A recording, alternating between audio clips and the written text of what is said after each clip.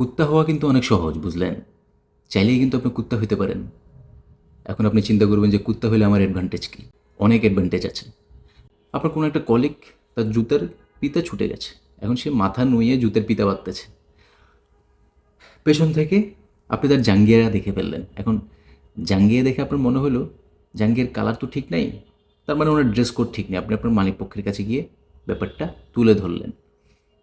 আপনার মালিক পক্ষ যদি আপনার মতো চুতিয়া হয় তাহলে উনি জিজ্ঞেস করবে, আর কিছু দেখো নাই? তারপর হচ্ছে ধরেন আপনার কেউ একজনের কল আসলো, কার কতবার কল আসলো, কে কতবার গার্লফ্রেন্ডের সাথে কথা বললো, কে কতবার তার বাচ্চার সাথে ভিডিও কলে কথা বললো, এই ব্যাপারগুলো বললেন। কারো গা থেকে দুর্গন্ধ আসতেছে, দুর্গন্ধ না সুগন্ধই, ওটা আপনার কাছে দুর্গন্ধ মনে হচ্ছে, সেটা আপনি যার গা থেকে আসতেছে স্মেলটা, আপনি তাকে না বলে আপনি আপনার মালিক পক্ষকে গিয়ে বললেন।